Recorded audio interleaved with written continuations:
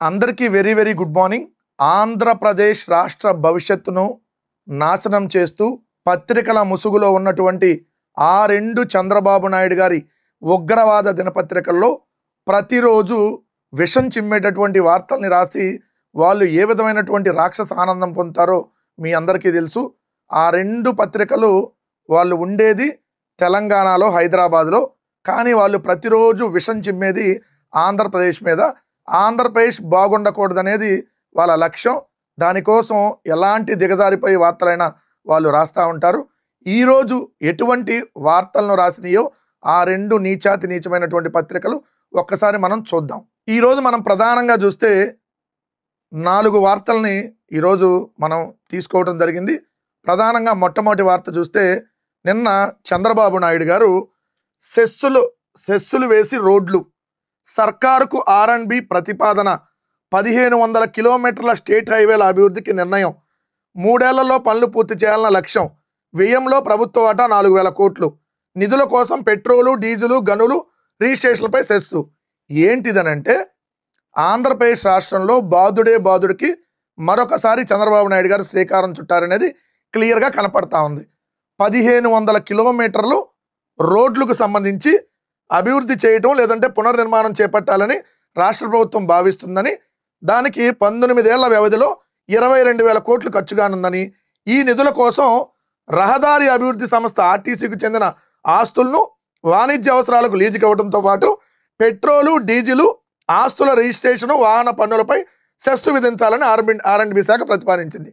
అంటే పెట్రోలు, డీజిల్ని రేట్లని పెంచబోతా ఉన్నారు. పెట్రోల్, డీజిల్ని బాదుడుగా వేయబోతా ఉన్నారు. అలానే మన రిజిస్ట్రేషన్ ఛార్జీలను కూడా పెంచబోతా ఉన్నారు. పెట్రోల్, డీజిల్ రేట్లని చంద్రబాబు నాయుడు గారు ఏదైతే ప్రతిపక్షంలో ఉన్నప్పుడు ఆయన చెప్పిన మాటలు ఏంటి, మేము పెట్రోల్, డీజిల్ని అధికారంలోకి వస్తే పెట్రోల్, డీజిల్ రేట్లు తగ్గిస్తాము, ₹1 కూడా పెంచమని చెప్పి ఆయన స్టేట్మెంట్ ఇచ్చి, ₹1 కూడా ఈ 18 నెలల కాలంలో తగ్గించకపోగా ఇప్పుడు పెట్రోల్, డీజిల్ రేట్లని పెంచుతూ ఉన్నాడు చంద్రబాబు నాయుడు గారు అనేది క్లియర్గా అర్థమవుతా ఉంది. అదేవిధంగా మీరు చూస్తే అసలు పెట్రోల్, డీజిల్ రేట్లు ఎక్కడా లేని విధంగా ఆంధ్రప్రదేశ్లో హయ్యెస్ట్ రేట్లు ఇప్పటికే ఉంటే మళ్ళీ ఇంకా పెంచబోతా ఉన్నాడు.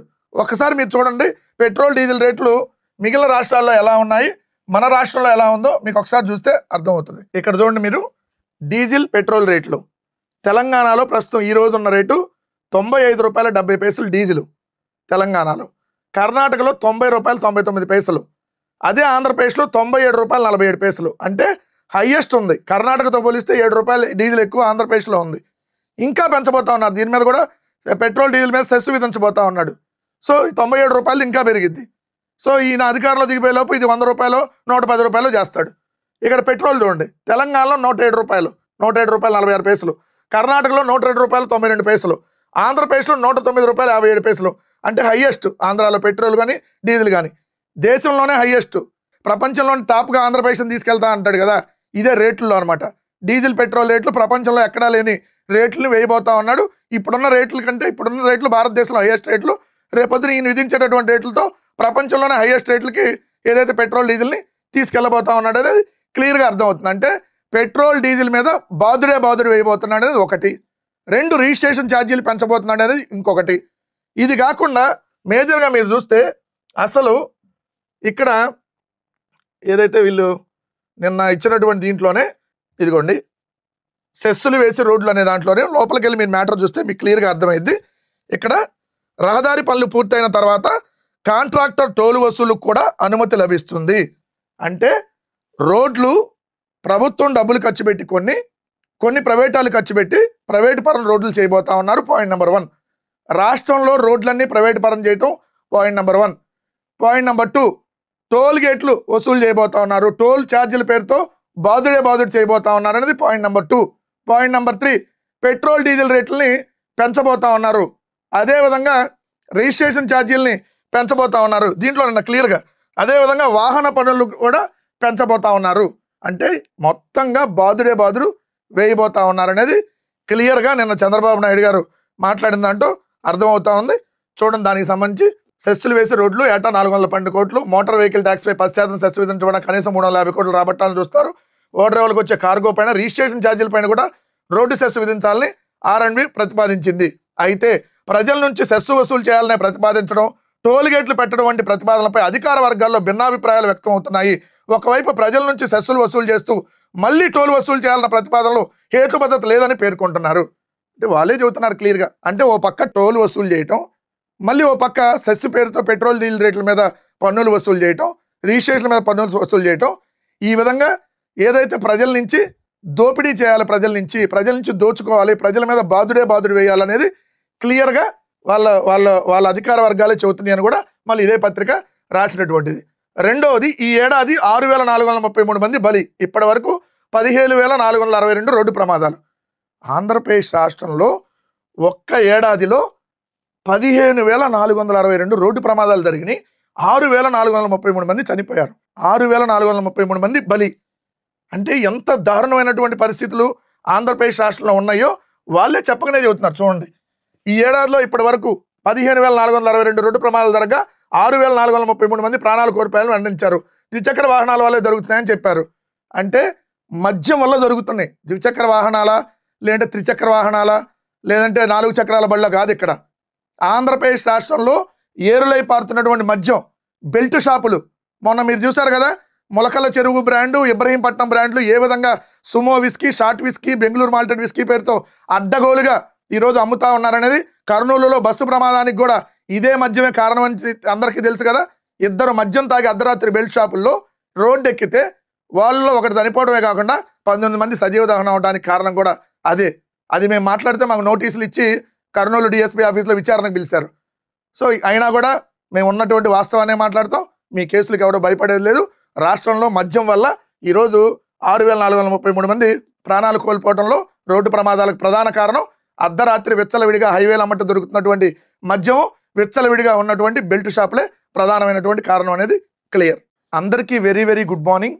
ఆంధ్రప్రదేశ్ రాష్ట్ర భవిష్యత్తును నాశనం చేస్తూ పత్రికల ముసుగులో ఉన్నటువంటి ఆ 2 చంద్రబాబు నాయుడు గారి ఉగ్రవాద దినపత్రికల్లో ప్రతిరోజు విషం చిమ్మేటటువంటి వార్తల్ని రాసి వాళ్ళు ఏ విధమైనటువంటి రాక్షస ఆనందం పొందుతారో మీ అందరికీ తెలుసు.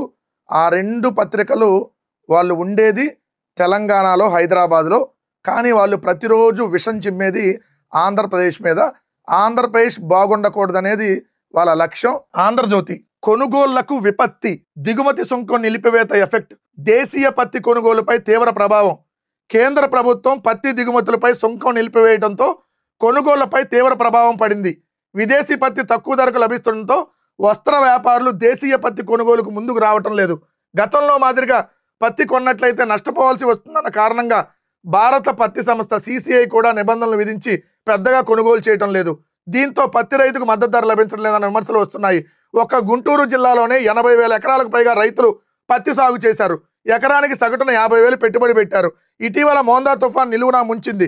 తుఫాన్ దెబ్బకు చేలు మెత్తదనం కోల్పోయి పత్తి గుళ్ళు గిడసబారాయి. అప్పటిదాకా ఉన్న కాపంతా దెబ్బతింది. పలువురు రైతులు చేలు తొలగించి రబీ పంటల సాగుకు సిద్ధపడ్డారు. దిగుమతులపై 11% సుంకం అగాధంలో రైతులు. ప్రభుత్వం ప్రకటించిన మద్దతు ధర కింటాకు 8,110. 8% లోపు తేమ ఉంటే CCI మద్దతు ధర ఇస్తుంది. 12% మించితే కొనదు. 8 నుంచి 12% మధ్య ఒక్కొక్క శాతానికి ₹81.10 వంతున ధరలో కోత పెడుతుంది. రైతులు అంగీకరించినప్పటికీ CCI కొనే పరిస్థితి కనుచూపు మేరలో కనిపించట్లేదు. దీంతో రైతులు గత్యంతరం లేక ప్రైవేటు వ్యాపారులకు, దళారులకు క్వింటా 4,000 నుంచి 6,000 రూపాయల లోపే అమ్ముకుంటున్నారు. మద్దతు ధర లభించినట్లయితే రైతులకు కాస్త ఊరట లభించేది. కానీ ఇప్పుడు ఎకరానికి 20,000 నుంచి 30,000 వరకు నష్టపోవాల్సి వస్తుందని రైతులు లబోదిబ్బంటున్నారు. అంటే ఆంధ్రప్రదేశ్ రాష్ట్రంలో రైతుల పరిస్థితి ఎంత దయనీయంగా ఉందో ఇప్పుడు ఈ పత్తి రైతులు చూస్తే మనకు అర్థమవుతుంది. ఎకరాకి 20,000 నుంచి 30,000 నష్టపోతా ఉన్నాడు రైతు. కానీ ఈ పాలకులు మాత్రం 2.5 లక్షల కోట్లు అప్పు 18 నెలల కాలంలో చేసి రైతుకి కనీస గిట్టుబాటు ధర లేదు, ధరల స్థిరీకరణ నిధి లేదు, రైతులకి యూరియానే అందించలేదు. మళ్ళీ రైతన్నా మీకోసం అని కార్యక్రమాలు మాత్రం పెట్టి ఏదో రైతులను ఉద్ధరిస్తున్నట్టుగా ఈ కూటమి పాలకులు మాత్రం పబ్లిసిటీ స్టంట్స్ చేస్తూ ఉన్నారు. పత్తి పరిస్థితే కాదు, అన్ని రకాల పరిస్థితి ఇలా ఉందనడానికి ఇది ఆంధ్రజ్యోతిలో వచ్చినటువంటి ఆర్టికల్. అయితే ఇది ఈనాడులో. కల్లాలలో ధాన్యం, కళ్ళల్లో దైన్యం. తేమ పేరుతో బస్తాకు 4 నుంచి 8 కిలోల కోత. అదేవిధంగా ధర తరలింపుపై రైతులే మిల్లర్లతో మాట్లాడుకోవాల్సినటువంటి స్థితి. మోందా తుఫాను దెబ్బకి వరి నేలవాలింది, కోత ఖర్చులు 3 రెట్లు పెరిగాయి, నూర్పిడి చేసిన ధాన్యం విక్రయిద్దామంటే తేమ సాగుతో కొనుగోలుదారుల్లో కోత పెడుతున్నారు కొనుగోలుదారుల ధరలో. ఇంత జరుగుతున్న రైతు సేవా కేంద్రాలు ప్రేక్షక పాత్ర వహిస్తున్నాయి. ఈ రైతు సేవా కేంద్రాలు అనేది రైతు భరోసా కేంద్రాలు. ఆ రైతు భరోసా కేంద్రాలని వీళ్ళు పేరు మార్చారు ఇప్పుడు రైతు సేవా కేంద్రాలు. కానీ దాన్ని కూడా ప్రభుత్వం నిర్వీర్యం చేసేస్తుంది, పట్టించుకోవట్లేదు అనేది ఇక్కడ క్లియర్గా కనపడతా ఉంది. అంతకుముందు అదే రైతు భరోసా కేంద్రం ఆధ్వర్యంలో రైతన్నను చేయి పట్టి నడిపించేటటువంటి కార్యక్రమం.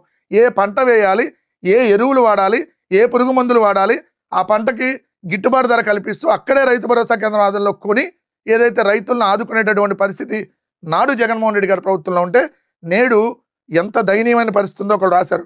75 కిలోల ధాన్యం బస్తాకు మద్దతు ధర ప్రకారం 1777 రూపాయలు దక్కాల్సి ఉంటే రైతుకు సగటున 1450 రూపాయలు మాత్రమే వస్తుంది. అంటే ధాన్యానికి గిట్టుబాటు ధర లేదు, పత్తికి గిట్టుబాటు ధర లేదు, ఏదైతే పొగాకుకి గిట్టుబాటు ధర లేదు, మిర్చికి గిట్టుబాటు ధర లేదు, అరటికి గిట్టుబాటు ధర లేదు, చీనీ రైతులకి గిట్టుబాటు ధర లేదు, మామిడి రైతుకి గిట్టుబాటు ధర లేదు, ఏ ఒక్క పంటకి గిట్టుబాటు ధర లేదు. మళ్ళీ రైతన్నా మీకోసం, దేనికి గిట్టుబాటు ధర లేకుండా ఉండడం కోసమా? రైతన్నా మీకోసం అని కార్యక్రమాలు చెప్పండి చంద్రబాబు నాయుడు గారు. కోత ఖర్చులు తడిసి మోపెడు, అందని బ్యాంకు గ్యారంటీలు, ఎకరం వరి కోతకు సుమారు 10,000 మేర హెచ్చించాల్సి వస్తుంది, సంచులు కొరత ఉంది, ధాన్యం కొనరు, ధాన్యానికి సంబంధించినటువంటి గోతాలు ఇవ్వలేరు. ఎందుకయ్యా ఇంకా మీరు పవన్ కళ్యాణ్ చంద్రబాబు ఏ గుడ్డిగాడికి పళ్ళు తోమడానికి మీకు ఈ ముఖ్యమంత్రి పదవులు, మంత్రి పదవులు? ఆ తెనాల్లోనే ఉంటాడు నాదెండ్ల మనోహర్, తెనాలికి ఎమ్మెల్యే, ఆయనే ఏదైతే ధాన్యం కొనుగోలుకు సంబంధించి రోజు స్టేట్మెంట్లు ఇమ్మంటే మామూలు అదిరిపోతాయి స్టేట్మెంట్లు. ఇక్కడ మాత్రం రైతు దగ్గర కొనే పరిస్థితి లేదు. ఈ రాష్ట్రంలో ఎంత దయనీయ పరిస్థితి ఉందో సిగ్గు విడిచి ఆ 2 పత్రికలు కూడా రాయాల్సినటువంటి పరిస్థితి ఏర్పడినడానికి అది నిదర్శనం. నిన్న రాజ్యాంగ దినోత్సవం, డాక్టర్ బాబాసాహెబ్ అంబేద్కర్ గారు రచించినటువంటి భారత రాజ్యాంగం ఏదైతే ఆ భారత రాజ్యాంగానికి సంబంధించినటువంటి దినోత్సవంగా నవంబర్ 26న జరుపుకుంటాం. ఆ భారత రాజ్యాంగ దినోత్సవం రోజున నిన్న పిల్లలకు సంబంధించి 175 నియోజకవర్గాల్లో ఒక్కొక్క నియోజకవర్గం నుంచి ఒక పిల్లవాడిని సెలెక్ట్ చేసి ఒక బాలికనో బాలురనో సెలెక్ట్ చేసి మాక్ అసెంబ్లీ అని నేను నిర్వహించారు. ఆ మాక్ అసెంబ్లీ నిజంగా పిల్లలు చాలా బ్రహ్మాండంగా నిర్వహించారు. నిజంగా ఆంధ్రప్రదేశ్ రాష్ట్రంలో అసెంబ్లీ సమావేశాలు ఎప్పుడు ఈ కూటమి ప్రభుత్వం అధికారంలోకి వచ్చిన ఈ 18 నెలల కాలంలో ఇలా జరగలేదు. కానీ నిన్న మాత్రం మాక్ అసెంబ్లీ అద్భుతంగా జరిగింది. ఆ పిల్లలను చూసైనా ఇప్పుడున్నటువంటి అధికార కూటమిలో ఉన్నటువంటి ఆ పార్టీలో ఉన్నటువంటి ఎమ్మెల్యేలు సిగ్గు తెచ్చుకోవాలి. ఎందుకంటే నిన్న జరిగినప్పుడు ఇక్కడ కూడా రాజకీయాలు, 1.5 గంటల పాటు ఇక్కడ అసెంబ్లీ జరిగితే మాక్ అసెంబ్లీ, ఇంకొక 2.5 గంటల పాటు చంద్రబాబు నాయుడు గారు, వాళ్ళ కొడుకు, అయ్యన్న పాత్రుడి ముగ్గురు స్పీకరు, వీళ్ళ పురాణం ఎక్కువ. ఇక్కడ కూడా పిల్లల ముందు కూడా రాజకీయాలు మాట్లాడి వాళ్ళ సంస్కారం ఎలాంటిదో నిరూపించుకున్నారు చంద్రబాబు, లోకేష్ అండ్ అయ్యన్న పాత్రుడు.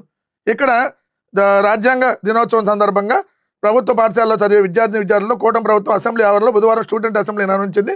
175 నియోజకవర్గాల్లో వాళ్ళు పాల్గొన్నారు. దీంట్లో ఎవరైతే చంద్రబాబు నాయుడు గారు ఇచ్చినటువంటి స్టేట్మెంట్ ఒకసారి మీకు చూస్తే, అంటే ఎంత సంస్కారం లేకుండా వాళ్ళు మాట్లాడతారనడానికి నిన్న అయ్యన్న పాత్రుడు అదేవిధంగా చంద్రబాబు నాయుడు గారు వీళ్ళందరూ మాట్లాడి, చంద్రబాబు నాయుడు గారు ఏమంటారు, ఈయనంట చాలా అద్భుతంగా పరిపాలించేశాడంట, ఈయన అసెంబ్లీని చాలా బ్రహ్మాండంగా గౌరవించేవాడంట, అసెంబ్లీని ఎలా నిర్వహించాలి నీకు తెలుసంట.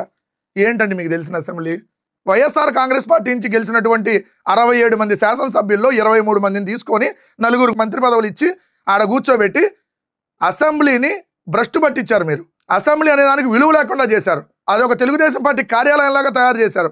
చూడలేదా మనం 2014 నుంచి 19 దాకా అదే అసెంబ్లీలో పాతేస్తాను ఆ డాచ్ అని బోండావమా అన్న మాటల నుంచి రోజా గారి మీద మీరు మాట్లాడిన మాటలు కావచ్చు, అదేవిధంగా జగన్మోహన్ రెడ్డి గారి మీద మీరు మాట్లాడిన మాటలు కావచ్చు, ఇవన్నీ మర్చిపోయారా ప్రజలు?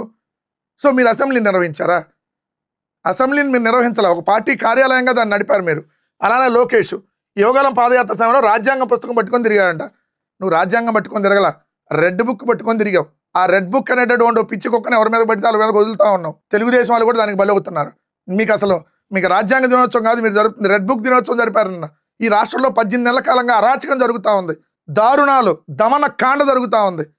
సో ఇలాంటిది మీరు నడుపుతా నిన్న పిల్లల ముందు మళ్ళీ అబద్ధాలు, ఏదో గాజులు తొడుక్కున్నావు, చీర కట్టుకున్నావు అన్న పదాలను తీసేయాలంట.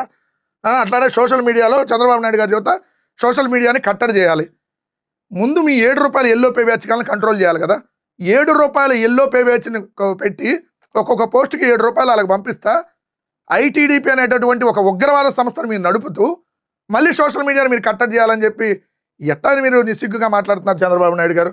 ఈయన అయ్యన్న పాత్రుడు గారు ఉద్యోగం చేయని ఉద్యోగికి జీతం ఎవరని, అదేవిధంగా చట్టసభలకు రాని ఎమ్మెల్యేలు జీతం ఎలా తీసుకుంటారని అసెంబ్లీ స్పీకర్ అయ్యన్న పాత్రుడు ప్రశ్నించారు. చంద్రబాబు నాయుడు గారు 2.5 సంవత్సరాలు అసెంబ్లీకి రాలా, జీతం ఎలా తీసుకున్నారు? ముందు ఆ జీతం వెనక్కి ఇవ్వమనండి, ముందు ఆ జీతాన్ని వెనక్కి ఇవ్వమనండి.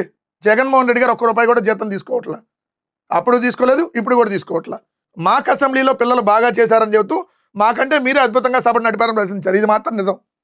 మీకంటే నిన్న పిల్లలు చాలా బాగా అసెంబ్లీ నిర్వహించారు, మీకు అసెంబ్లీ నిర్వహించే చేతగాట్లా, మీ పార్టీ ఆఫీసుల్లాగా దాన్ని తయారు చేశారు. ఇదొక్క మాట అయితే అయ్యన్న పాత్రుడు గారు నిజం ఒప్పుకున్నారు. ఈరోజు ప్రధానంగా చూస్తే నాడు రోడ్లన్నీ గుంతలు, ప్రశ్నిస్తే కేసులు, గత ప్రభుత్వం అంటే గుర్తొచ్చేవి ఇవే, ఏపీకి వైసీపీ మిగిల్చింది అప్పులే, 2029లో జగన్ అధికారంలోకి రాడు, 15 ఏళ్ళు కూటమికి అండగా ఉండండి, యువతకి డిప్యూటీ సీఎం పిలుపు. కనీసం సిగ్గన్నా ఉండాలి పవన్ కళ్యాణ్ గారు మీకు. మళ్ళీ చెప్తా ఉన్నా, కనీసం సిగ్గన్నా ఉండాలి, కొంచెమన్నా మీకు దేవుడు సిగ్గు పెట్టలా. ఏమంటే మేము గుంతలు ఉన్నాయని చెప్పి మా ప్రభుత్వంలో ప్రశ్నిస్తే కేసులు పెట్టామా?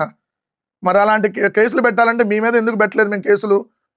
మీరు చెప్పులు తీసుకుందంతా నా డాషుల్లారా, పేకలు బిసికి చంపేస్తా నా డాషుల్లారా, ఒక్కొక్క ఎమ్మెల్యే నా డాషుల్ని పాతరేస్తా, మోకాల మీద కూర్చోబెడతా, హాకీ స్టిక్కులతో తన్నండి, ఇష్టం వచ్చినట్టుగా ఏదైతే మీరు బైక్ సైలెన్సర్లు బీకి రోడ్ల మీద వీర విహారం చేయండి, ఒక్కొక్క వైసీపీ నా ఎమ్మెల్యేలని ఏదో తోలు తీస్తా. ఈ కదా నువ్వు మాట్లాడింది, నీ మీద పెట్టాము కేసులు. సిగ్గు శరం కొంచెమన్నా ఉండాలి పవన్ కళ్యాణ్ గారు మాట్లాడటానికి. గుంతలు అని ప్రశ్నిస్తే మేము కేసులు పెట్టామా? ఇప్పుడు కదా గుంతలు ఉన్నాయి, ముందు ఆ గుంతలు వేయండి. గుంతలు వేయటం చేత కాదు, ఇప్పుడు గుంతలల్లో లోయలు అయినాయి. మీరు అధికారంలో రాగానే గుంతలల్లో పెద్ద పెద్ద లోయలు అయినాయి. ఆ గుంతల్లో ఇప్పుడు రోడ్ల మీద హెరిటేజ్ పాలు పోస్తే మళ్ళీ పాలు ఎత్తుకోవచ్చు అని ఒక ఆమె చెప్పింది, ఒక కమిడియన్. మొత్తం కమిడియన్ అయింది అది చెప్పి. ఏది గుంతలు ఆంధ్రప్రదేశ్లో అంతా గుంతలు లేకుండా రోడ్లు ఉన్నాయంట, ఆ రోడ్ల మీద అంటే హెరిటేజ్ పాలు పోసి మళ్ళీ పాలు ఎత్తుకోవచ్చు అంట. ఎత్తుకెళ్ళండి ఒకసారి, ఎత్తుకొని తీసుకొని అయ్యే తాగండి. ఇప్పుడు పెద్ద పెద్ద లోయలు అయినాయి. ఆంధ్రప్రదేశ్ రాష్ట్రంలో ఎక్కడికైనా వెళ్ళాలంటే అసలు మొత్తం నరకంగా ఉంది ప్రయాణం. మళ్ళీ దాని మీద మీరు సమాధానం దాటవేస్తూ ఏదో మేము కేసులు పెట్టామనేటటువంటి అబద్ధ ప్రచారం. మేము అప్పులు మిగిల్చామా?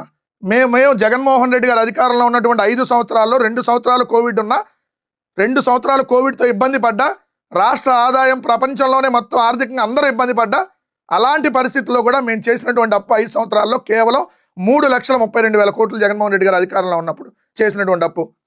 కానీ మీరు ఈ అధికారంలోకి వచ్చిన 18 నెలల్లో చేసిన అప్పు 2.5 లక్షల కోట్లు. 18 నెలల కాలం అంటే సంవత్సరంన్నరలో 2.5 లక్షల కోట్లు అప్పులు చేశారు. ఏం చేశారు మీరు అప్పులు చేసి? ఒక మెడికల్ కాలేజ్ కట్టడం చేత కాదు, పిల్లలకు ఫీజు రింబర్స్మెంట్ ఇవ్వడం చేత కాదు, రైతు గిట్టుబాటు ధర ఇవ్వడం చేత కాదు. ఓ సొల్లు కబుర్లు చెప్పంటే హైదరాబాద్ టు స్పెషల్ ఫ్లైట్లో వస్తావు, పొద్దున్నే మాదాపూర్లో బయలుదేరి గన్నవరంలో దిగుతావు, మళ్ళీ అక్కడి నుంచి నీకోసం స్పెషల్ హెలికాప్టర్ రెడీగా ఉంటుంది. సొల్లు కబుర్లు చెప్పంటే చెబుతూ ఉంటావు. మేము అప్పులు మిగిల్చామా? రా డిబేట్కి రా, మాట్లాడదాం. ఎవడు అప్పులు తీర్చాడు? ఊరికి అబద్ధాలు. 15 ఏళ్ళు కూటమికి అండగా ఉండండి. ఎందుకు తీసుకెళ్ళి తెలుగుదేశంలో విలీనం చేయి, మొత్తం జనసేన పేడ విరగడైద్ది కదా. మీ అభిమానులు కూడా పాపం ఎందుకు ఈ పేడ అనుకుంటున్నారు కాబట్టి అదంతా పూర్తిగా పోయిద్ది. కొబ్బరి రైతుల సమస్యపై విస్పష్ట హామీ. ఏం హామీ ఇచ్చావు? ఒక్కటంటే ఒక్క పంట గిట్టుబాటు ధర లేదు. ఏం మాట్లాడుతున్నావు నీకు అర్థం కాదు.